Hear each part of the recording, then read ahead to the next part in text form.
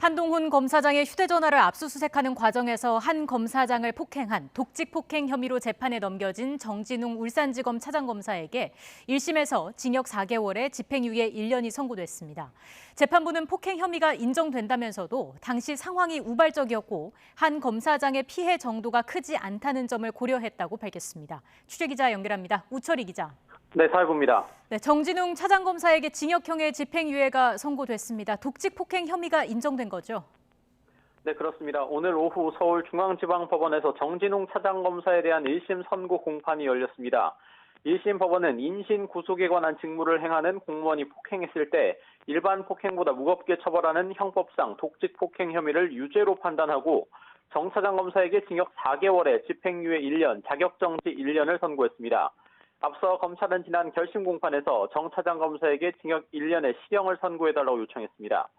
재판부는 압수수색 영장 집행 과정에서 피해자의 신체에 대한 유형력 행사는 엄격하게 제한해야 하는 만큼 비난 가능성이 크다면서도 우발적인 행위라는 점 등을 고려하면 실형은 가혹하다고 이유를 밝혔습니다. 그러면서 정 차장검사 측 무죄 주장을 대부분 배척했습니다. 정 차장검사는 자신의 행위가 독직폭행죄 요건에 해당하지 않고 실수로 중심을 잃은 상황에서 행해진 압수수색을 위한 정당한 행위라고 주장을 했습니다만 재판부는 모두 받아들이지 않았습니다. 또 정 차장검사가 단순히 휴대전화를 빼앗으려는 것을 넘어서 폭행에 미필적 고의가 있었다고 판단했습니다. 다만 피해자인 한동훈 검사장이 받은 치료 조치나 기간 등을 고려했을 때 상해에 이르는 피해를 입었다고 보기엔 어렵다고 밝혔습니다. 정 차장검사는 재판이 끝난 뒤 기자들과 만나서 결과를 받아들일 수 없다는 반응을 보이면서 항소 가능성을 내비쳤습니다.